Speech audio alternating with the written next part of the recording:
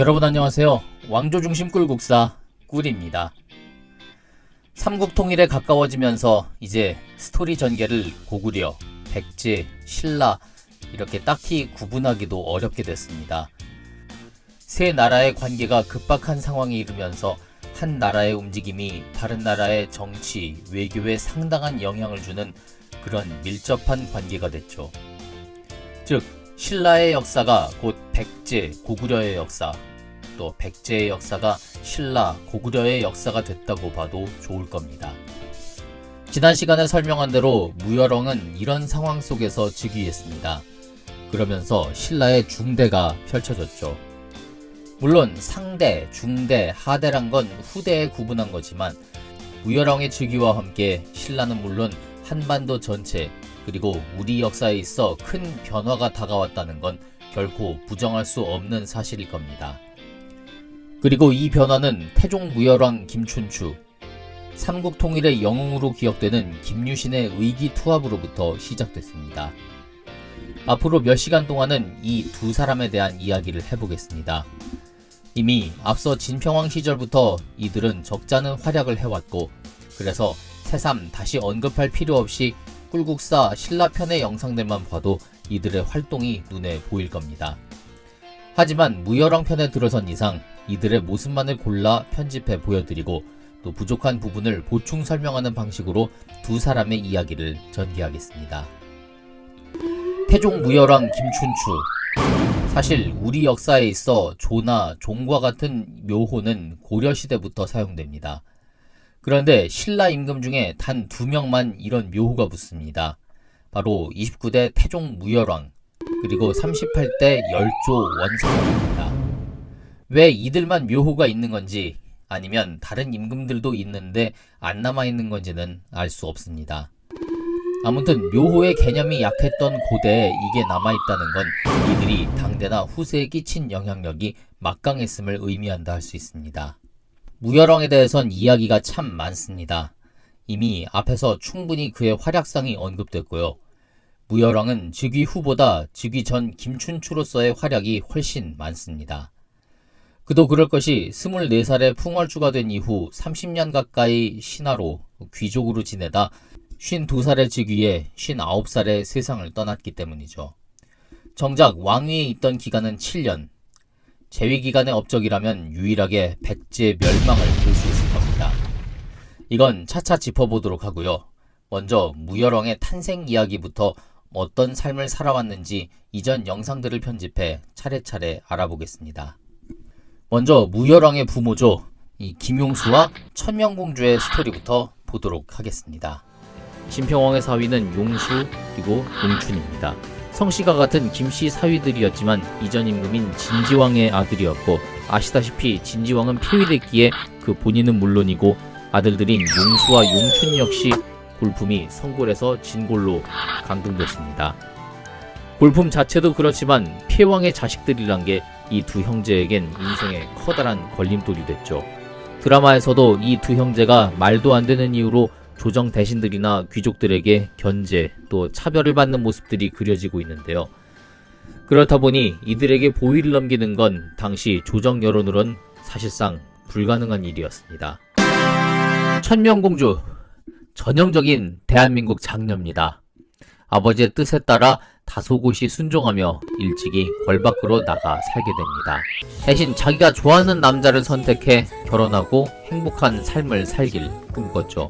지난 시간에 이야기했죠. 천명공주가 마음에 두었던 남자 바로 진지왕의 둘째 아들 용춘이었습니다. 그런데 어머니 마야 부인이 용춘과 결혼하고 싶다는 딸의 말을 잘못 알아듣고 용춘이 아닌 용수와 결혼을 시키죠. 이 뭔 개소리야! 이게 말이 됩니까?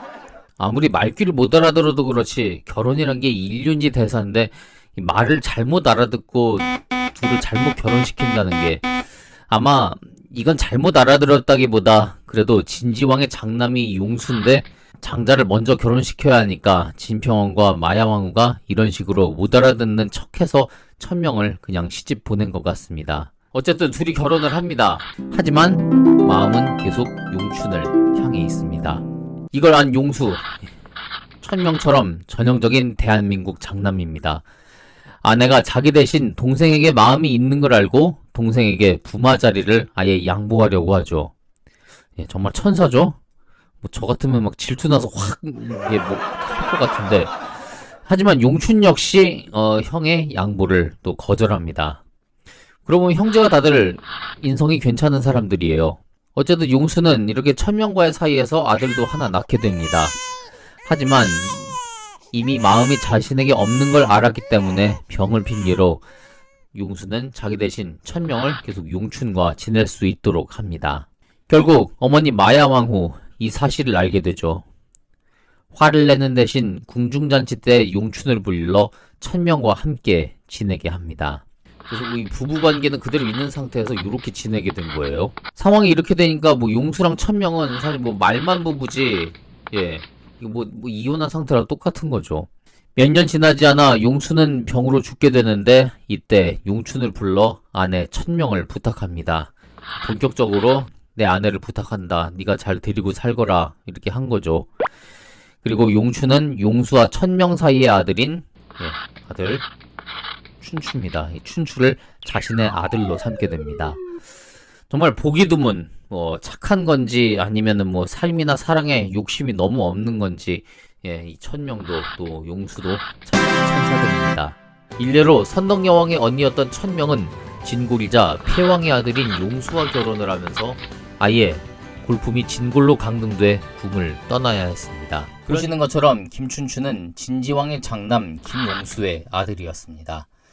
그런데 김춘추를 김용수가 아닌 그 동생 김용춘의 아들로 언급하는 책들도 많이 있습니다. 이건 김춘추가 작은아버지 김용춘의 양자로 들어간 건데 이 사실을 간과한 것이라 할 수 있습니다. 앞에서 보신 대로 김춘추의 친아버지 김용수, 양아버지 김용춘 둘 다 폐왕의 자식들이었고, 그러다 보니 다른 귀족들과 비교했을 때 출세길이 막힌 이미 불공평한 선상에서 출발했다고 할 수 있습니다. 하지만 양아버지 용춘이 주변 귀족들로부터 실력과 인품을 인정받으면서 김춘추의 앞날도 조금씩 열리기 시작했습니다. 자, 시간을 조금 앞으로 돌릴게요. 자, 이 용수와 천명이 결혼을 했을 때였습니다. 앞서서 뭐 천명도 마음이 용춘을 향해 있었다고 했는데 이 용수보다는 동생이었던 용춘이 뭐 외모라든지 능력이라든지 뭐 리더십 이런 게 다 괜찮았던 것 같습니다. 그래서 뭐 천명도 그렇고 이 동생이었던 덕만도 용수보다는 용춘을 더 좋아했었죠. 예, 이 용춘 이야기를 좀 해보겠습니다. 진지왕과 지도왕후 사이에서 태어났는데요. 진지왕이 폐위되고 어머니 지도왕후가 13살짜리 진평왕을 섬기게 됐죠. 그러면서 자연스럽게 이 진평왕을 아버지라 불렀다고 합니다. 예, 사실은 이 진지왕의 아들이니까요. 예, 이 진지왕의 형인 동륜의 아들이 진평왕입니다. 촌수상으로는 사촌 형입니다. 그런데 이 어린 사촌 동생이 자기를 아버지라 부르니까 진평왕이 불쌍하게 여기면서 총애했다고 합니다. 성장에서는 8대 풍월주였던 문노 밑으로 들어가 문무를 익혔고요. 이복동생 비형과 함께 낭도를 모았으며 이후 13대 풍월주가 되죠. 풍월주가 된 뒤엔 화랑의 여러 인재를 모으는 데 있어 골품을 가리지 않고 선발했다고 합니다. 당연히 귀족 아들들 반발이 많았겠죠. 하지만 이를 다 무마하고 능력 중심으로 인재를 고르고 또 상을 주면서 화랑의 공정성과 신뢰성을 높이고 또 이를 바탕으로 풍월주에서 물러나 이후에 조정으로 간 뒤에는 다시 이 화랑들 가운데 능력 있는 평민 출신 낭도들을 많이 등용했다고 합니다. 굉장히 혁신적인 사고방식 그리고 실행력을 갖춘 사람입니다. 거기에 본인의 외모, 능력까지 있으니까 수많은 여자들이 좋아했겠죠.